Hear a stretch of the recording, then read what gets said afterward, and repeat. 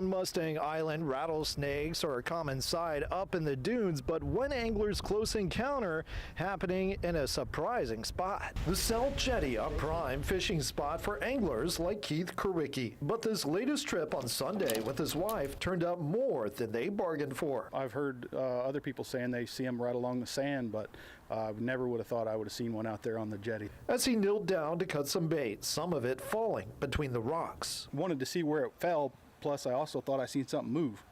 And I looked down and it landed on top of a rattlesnake. Keith said it was huge, but it never rattled or tried to strike. It just stared. The couple sharing their story on social media to help alert others about the potential threat. I think it's pretty crazy. It was the dock of the jetty here in Port Aransas among anglers. It's where we found Cooper Davis and his brother Caden, who were more focused on finding a good diving spot than walking over the rocks barefoot. I mean, it is hot. It's hot enough for rattlesnakes, and they're definitely going to be hiding in these rocks. He says it's still important to stay aware, especially beachgoers from out of town. As long as you leave them alone, they'll leave you alone. Just came from diving out there, had to crawl hands and knees sort of over the rocks. Chad Wolf Mathis wasn't fazed when we told him about the snake. Sure, there's snakes here. They're here because the rats are here. That's food. And the rats are here because of the stuff that washes up in the bait.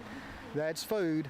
But they're nothing to worry about. They won't chase you. Just don't stick your hand in a hole without looking first. Over at the South Texas Botanical Gardens and Nature Center, Dr. Michael Womack says it's simply that time of year. Snakes are looking for those cool spots, whether that's out at the beach or even in your backyard. That means we have to be careful when we get into the gardens. Womack says shake the bushes, use a hoe, check before you start pulling weeds. And I think making some noise. Snakes don't want to be around you. They don't want to hurt you. It's a defense mechanism. And not all snakes are bad. Womack says some are non-venomous and can help with pest control. You can learn more about those types of snakes at the Nature Center. You never know where you're going to see something like that. Meantime, Keith says this big fellow isn't going to keep him from his fishing spot, but he will be watching where he steps and says you should too. Bill Churchwell, 3 News.